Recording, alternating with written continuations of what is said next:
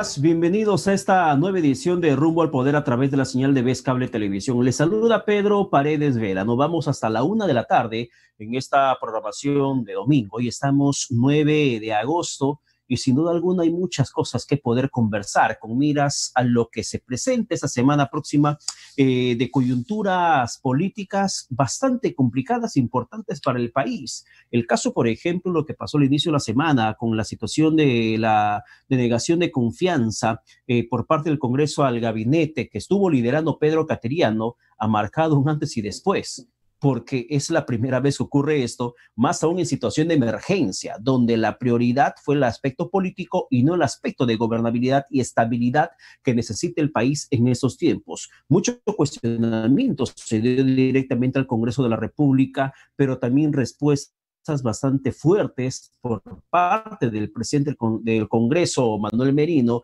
quien básicamente responsabilizó a Cateriano de haber sido el que fracase durante su presentación ante el Parlamento, y de una u otra forma, una vez más los peruanos hemos visto cómo es que entre uno y otro poder del Estado se comienzan a tirar la piedra, echándose la culpa de lo mal que puede estar pasando en estos momentos en nuestro país. Estas situaciones vamos a analizar en los siguientes minutos, porque ya estamos en la comunicación con el doctor Antero Flores Arauz, quien es además ex ministro de Estado, ha sido ministro de Defensa, y además, por otra parte, cuando se conoció lo de Cateriano, que ya no iba más al frente del gabinete con la decisión del Congreso de la República, comenzó a sonar bastante fuerte el nombre de Antero Flores. Se escuchaba en uno y otro medio de comunicación Antero Flores como el sucesor de Cateriano. Sin embargo, horas después se conoció que ha sido Walter Martos, ex ministro de Defensa, y ahora presidente del Consejo de Ministros, el que va a tener que estar ante el Congreso el próximo 11 de agosto para que pueda obtener ese voto de confianza en lo que resta ya de este periodo gubernamental de menos de un año exactamente. Doctor Antero Flores, ¿qué tal? Buenos días, bienvenido a Rumbo al Poder. Muy buenos días, encantado de estar con ustedes nuevamente. Doctor Antero Flores, bastante complicadita esta semana, que en realidad estamos ya cerrando, con Cateriano sin la confianza del Congreso de la República. ¿Cuánto hemos perdido, cree usted, con esas decisiones tomadas en el Parlamento? La verdad que hemos dramatizado mucho el tema de la no confianza a Pedro Cateriano. Lo dramático sí es el COVID-19, esta pandemia que estamos soportando. Lo dramático es la situación económica que vive el país, pero lo otro es el ejercicio de lo que es el balance de poderes, los pesos y contrapesos. El gabinete tiene que ir al Congreso dentro de los 30 días que es nombrado, para que el Congreso pueda darle su confianza, en cuyo caso sigue corriendo el gabinete, o no le da la confianza, y el presidente dentro de las 72 horas tiene que aceptar la dimisión, o sea, la renuncia del gabinete y nombrar otro. Eso es lo que ha pasado. O sea, el ejercicio regular de un derecho constitucional que le dan al Parlamento. Ahora, el momento no era el más adecuado para dar una no confianza, porque teníamos lo otro que le estoy diciendo, lo de la pandemia y la recesión económica, con lo cual considero que sí ha habido irresponsabilidad del Congreso, pero también ha habido irresponsabilidad del Ejecutivo. ¿Cómo ponen de nuevo de ministro de Educación al mismo señor Benavides, que venía siendo cuestionado, que tenía una interpelación en curso, que había fracasado en la compra de las famosas tablets para los colegios, para los estudiantes, cosa que puede significar que pierdan el año escolar, el año lectivo, todos los alumnos? Y insistir a una persona que en lugar de haber tratado de recuperar, elevar el nivel universitario, comenzó a sepultar a las universidades, negándoles el licenciamiento y tratando en forma desigual a las universidades públicas de las privadas. Mientras a las públicas se les dio una segunda oportunidad, a las privadas se les acogotó, se les cortó la cabeza. Cosas que son absurdas. En consecuencia, tú no puedes mantener en el gabinete a una persona que tiene tantos cuestionamientos. ¿Qué hizo el presidente del Congreso? Simplemente se lo advirtió, le dijo a Cateriano: oye, viejito, por si acaso la cosa no viene bien, porque me vienen, escucho decir que esta es la piedra de toque, y en lugar de escucharlo, porque en la política hay que escuchar, en la política hay que dialogar, en la política tienes que hacerse, perdón, un minutito, mutuas concesiones. Entonces no es cuestión sí o no, hay que conversar. Y Pedro Cateriano, la verdad es que se calentó porque le dieran un dato y dijo que era extorsión. Eso no es extorsión. Exactamente. Exactamente, lo que Cateriano terminó haciendo al día siguiente, considero que es lo peor que alguien que aspiraba a ser presidente del Consejo de Ministros puede hacer, que demuestra que no tenía la cintura suficiente para que pueda sopesar la avalancha de críticas o el voto de desconfianza que se le venía en contra. Salir, por ejemplo, a ventilar lo que supuestamente fue una conversación privada y decir, no, me han extorsionado, me han chantajeado, era una extorsión política. Si no saco al ministro Benavides, no hay voto de confianza. Ese condicionamiento en realidad terminó empañando mucho más el perfil de político del canchero que se tejía en torno a Pedro Cateriano. Pedro Cateriano es una persona decente, es una persona honorable y es una persona honrada, pero no tiene, ¿qué te puedo decir? La muñeca política. En la política también tienes que comer sapos, en la política tienes que dialogar, tienes que hacerse mutuas concesiones. Y lamentablemente Pedro no tiene esa cintura política que te permita actuar bajo presión, ¿no? Pero ahora el caso Martos, con Walter Martos, exministro de la Defensa, ¿es una posición acertada del presidente Martín Vizcarra? Mira, el presidente Martín Vizcarra no le gusta mucho la Constitución. ¿Y la Constitución qué dice? Que para nombrar un nuevo gabinete, nombra un primer ministro y con ese primer ministro evalúa las propuestas que para ministros les hace el presidente del Consejo de Ministros. Acá no. Al señor Vizcarra le gusta él buscar sus ministros y de repente te hace una o dos concesiones. Eso no es el juego.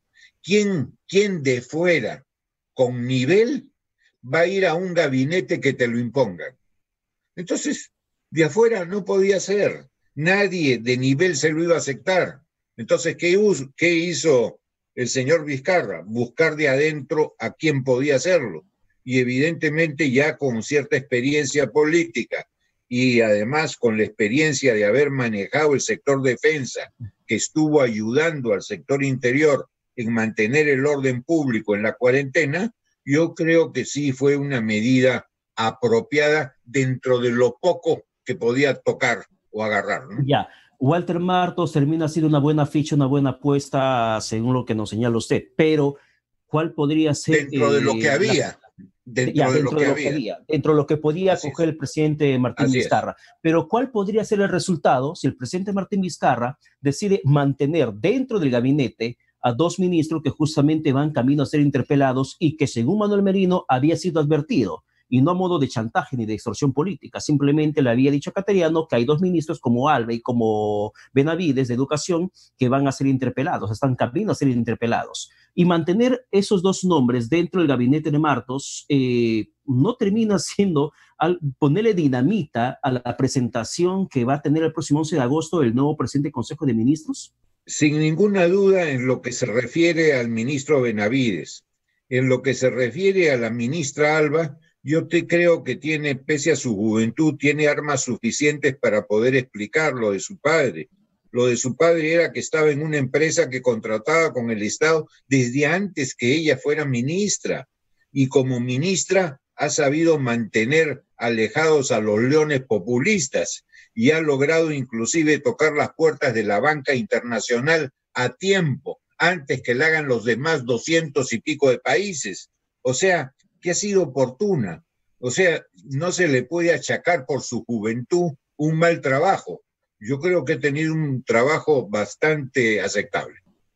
En el caso de Benavides. En el caso de Benavides, como te dije antes, un fracaso con la concurso para las laptops, las computadoras, las tablets, un desastre y además con ciertas dudas respecto a la, ¿qué te puedo decir?, a la seriedad del proceso.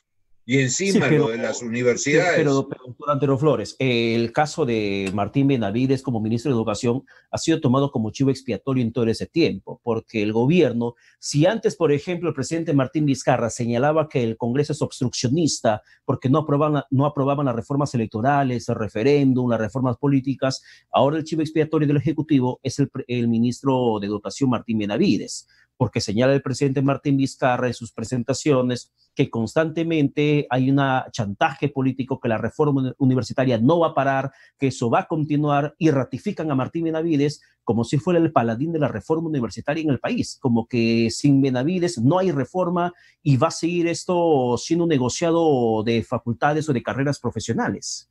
Lo cual no es cierto. Nadie está en contra, que yo sepa, de la reforma universitaria. La reforma universitaria se puede resumir ¿en qué? En elevar la capacidad o la calidad educativa de las universidades. En eso consiste la reforma. Y nadie con dos dedos de frente puede estar en contra de elevar la calidad universitaria. Lo que la gente no quiere es a un señor que es sepulturero de universidades y que no ayuda a la recuperación de ellas, y que ha lanzado a 250,000 alumnos a la calle, que están en la situación de que ni trabajan ni estudian. Y cuando va Cateriano al Congreso hace unos pocos días, ¿qué dijo? Que en las universidades públicas se había creado 15,000 vacantes para los que venían de las universidades privadas no licenciadas. 15,000 frente a 250,000. Oigan, el 7%, si es que estoy bien en matemáticas. Pero en toda esa situación son bombas de tiempo que se va dejando, sin duda alguna, doctor Antero Flores, a lo que podría ser un nuevo gobierno a partir del próximo 28 de julio, porque eso no va a ser solucionado en un mes. Pero por supuesto que se dejan bombas de tiempo, y bombas de tiempo muchísimo más graves. ¿Tú crees realmente que un título que tenga alguna persona egresada de alguna universidad no licenciada tenga valor hoy día? ¿Tú crees que para la cuestión de buscar un empleo, alguien que va con un cartón de una universidad no licenciada pueda competir con uno de licenciada? Ni hablar. Has reventado a miles de profesionales cuando bien pudiste ayudar desde SUNEDU a elevar la calidad universitaria. ¿Y por qué además un trato desigual entre públicas y privadas? Realmente no es un chivo expiatorio el señor Benavides. Lo que es, discúlpame, como ministro, un mamarracho.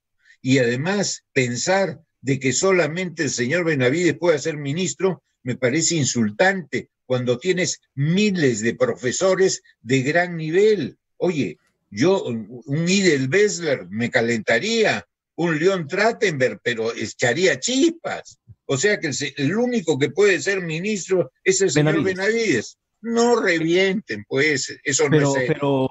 Pero indignar, le voy a compartir sí, mi opinión personal cuando escuchaba esos argumentos.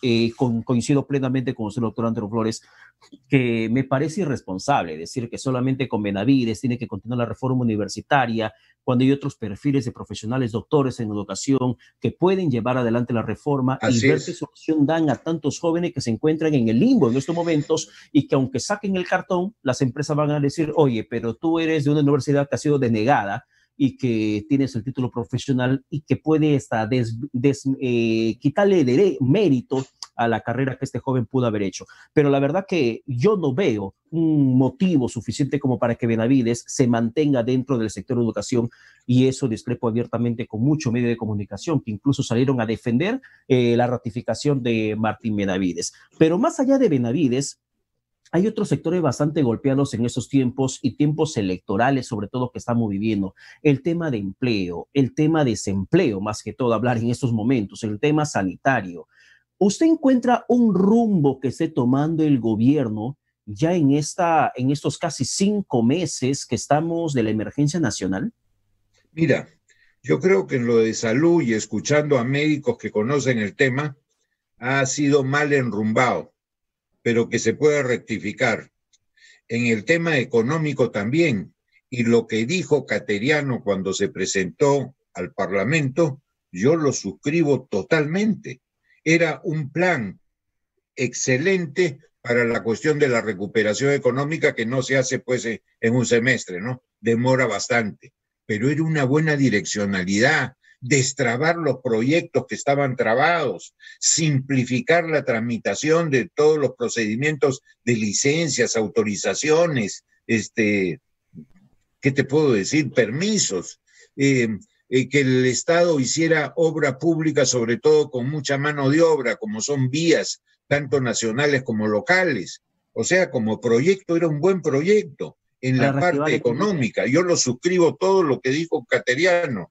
No te puedo decir de la cuestión de salud, porque sería aventurero de mi parte, ¿ya? Sin ser médico y sin conocer de estas cosas, que te diera una opinión, ¿no? Pero, doctor Antero Flores, si vemos la posición de Pedro Cateriano que en su momento tuvo, ampliando el discurso de que somos un país minero, ¿era oportuno utilizar ese discurso cuando hay un conflicto vigente, por ejemplo, en Espinar? Cuando hay un conflicto vigente en estos momentos en el Lote 95, en la región Loreto, donde aparentemente hay 2 indígenas que han muerto por represión policial. ¿Es el discurso oportuno en esta coyuntura? Yo creo que no es cuestión de oportuno o no oportuno. Hay que decirle a la gente las cosas claras. Oye, el Perú es el único país que de norte a sur tiene una cadena de cordilleras con 3 ramales, la cordillera de los Andes. ¿Qué país tiene esa maravilla llena de mineral metálico y no metálico, que no puedes mantenerlo bajo tierra, tienes que sacarlo para que tenga un valor? Pero hay que decírselo a la gente. Oigan ustedes, si no exploto esto, ¿de dónde voy a sacar los recursos que ustedes pretenden para elevar sus niveles de vida? Esto da trabajo, esto da bienestar, y trabajo directo e indirecto, porque hay también industrias, comercios, etcétera, que le otorgan, que le dan logística, que sea uniforme, que sea cascos, que sea botas, que sea alimentos a las minas, y eso te genera bienestar, pero hay que decírselo a la gente, y sobre todo en un momento en que al escasear todo ello, sienten con más responsabilidad, o lo podrían sentir, que hay que autorizar, pues, hay que dar la licencia social a que las minas puedan, las que están en trámite de autorización, puedan ser licenciadas, ¿no? Pero ¿qué otras cosas más se podría utilizar en el país o que podría plantear Walter Martos durante su presentación en el Congreso? Porque el aspecto minero ha sido uno de los puntos más controversiales que justamente ha desatado pasiones dentro del Parlamento, señalando que hay pasivos ambientales que ni el gobierno ni la empresa privada logran remediar, y además que hay un conflicto minero vigente como el caso de Espinar en Cusco. ¿Cuál sería el otro aspecto del discurso de reactivación económica que tendría que presentar Walter Martos? Yo te soy franco, en lo de reactivación económica a mí me pareció bien lo que planteó Cateriano. En lo médico no te puedo explicar ni decir nada porque no conozco el asunto, pero en lo económico lo que planteó Pedro Cateriano era adecuado.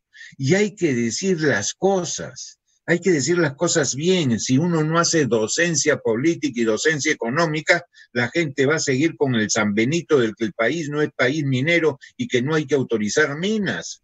O sea, quieren condenarnos al ostracismo, quieren condenarnos a que no tengamos productos de exportación.